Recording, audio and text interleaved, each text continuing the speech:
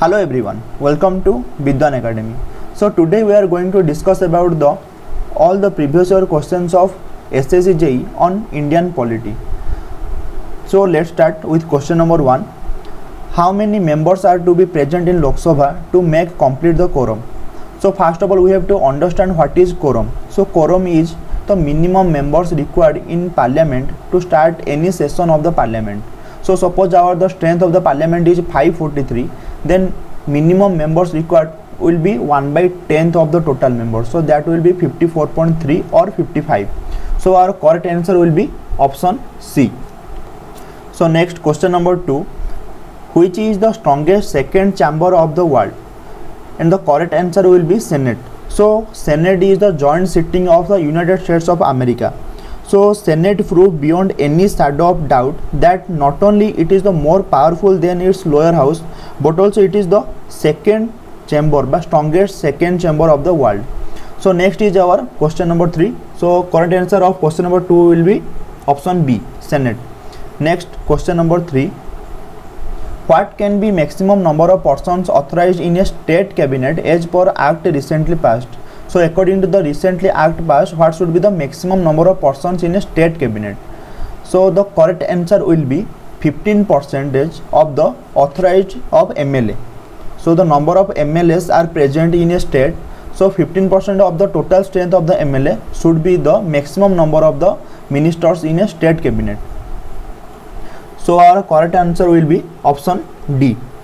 Next question number 4. Question number 4 is saying that according to recently panel Central Act, what should be the maximum number of ministers in the central cabinet? And in the same way, according to question number 3, the total number of ministers including the Prime Minister in the Council of Ministers shall not exceed the 15% of the strength of the Lok Sabha. So the correct answer of option 4 will be B. Next is question number 5. Which of the following article in Indian Constitution forms the basis of power of judicial review? And the correct answer will be our option C, Article 13. Next question number 6. Which of the following post is not mentioned in the Constitution of India? As we know, Deputy Speaker of the Lok Sabha is mentioned in Constitution. Deputy Chairman of Rajya Sabha is also mentioned in our Constitution. Deputy Speaker of the State Assembly is also mentioned in Constitution, but the answer is option D. The Deputy Prime Minister is not mentioned in our Constitution. So the correct answer will be option D. Next, question number 7. Question number 7 is saying that who presides over the joint sitting of the Lok Sabha and Rajya Sabha? So the meeting organized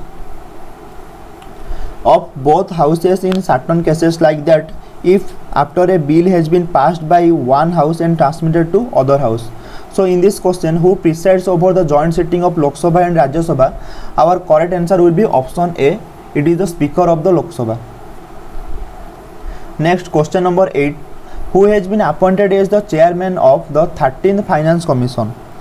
13th Finance Commission chairman.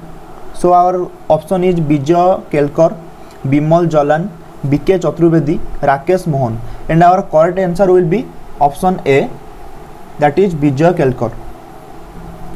So actually in this topic, like the chairman of Finance Commission, you will definitely get a question in the upcoming exam. So if you want a separate video on this chairman of Finance Commission starting from the 1951 to 2007, then please do comment. So next is our question number 9. Which of the following is not an agency of UN or United Nations? So which of the following is not an agency of United Nations? So our correct answer will be, that is option B, which is International Committee of the Red Cross, and the another 3, that is Food and Agriculture Organization, International Monetary Fund, International Labour Organization are the agency of United Nations. So next is our question number 10. The Legislative Council in a state can be abolished by the Parliament on the recommendation of whom? So option is our President, Governor, State Legislative Assembly, or it is none of the above. So the correct answer will be option C, that is State Legislative Assembly. So State Legislative Assembly can abolish by Parliament, the State Legislative Council by the recommendation of the Parliament. So here is the end of our 10 question. If you want more questions or more video like this, so which will be very helpful for your upcoming exam, so please do comment and stay healthy and keep learning.